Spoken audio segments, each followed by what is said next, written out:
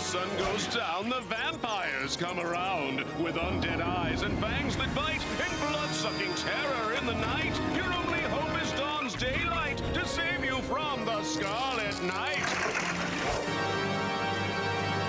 The first part of the vampire trilogy, and here's how it all begins. So after Veronica has a rather bizarre dream about vampires, she heads to school and meets up with Archie and the gang, also finding a new girl who's just appeared at school. A new girl who happens to look like someone who was in her dream, but she doesn't seem to notice. Yet the audience can tell due to the character model not being hidden during the dream sequence. The new girl, Scarlet, appears to like Archie. I mean, really like Archie. Because she's actually a vampire and wants to turn him into one as well. This of course has nothing to do with the actual plot and is just there to fill space, but it might have made one if they'd tried. Veronica is given the necklace, the same one from her dream, by Dr. Beaumont, as at the same time Archie is told by Scarlet that she's come to stop vampires that have come to Riverdale. Though why we would believe that when... No, wait, they didn't show it, did they? A surprise in an episode not revealed by the opening.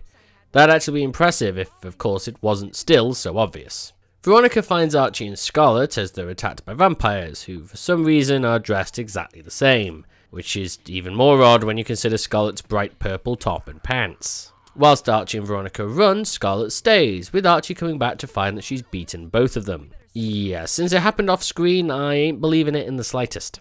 It's revealed in a prophecy, because isn't there always one, surrounding the amulet, that the one who wields it will be mistaken for the actual intended user, which will get used in a later episode as their Deus Ex Machina. This of course means that Veronica gives up the necklace to Archie, who hands it to Scarlet, only to reveal that, shock horror, Scarlet's a vampire, which isn't that surprising. Veronica! So Veronica's the chosen one. Scarlet, where's your reflection?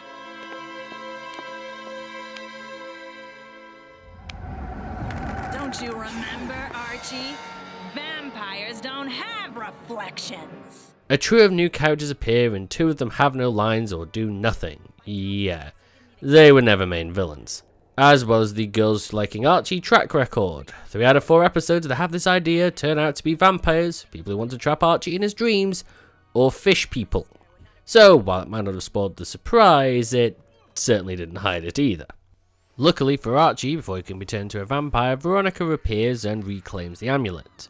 This allows her to activate its powers and apparently destroy all 3 vampires. Although of course, given we've seen the second episode already, we know for Scarlet that that isn't the case.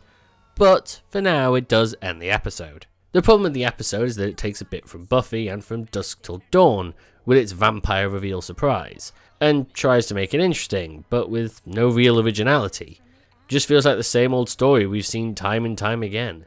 Especially since it messes with vampire lore and says that if they stay in human form, the sunlight doesn't affect them, and that their master vampire, who they only bring up in the last couple of minutes, is the only one who can walk in sunlight with no trouble. So for an episode that makes Twilight look like Dracula, this episode ends up staked at number 8.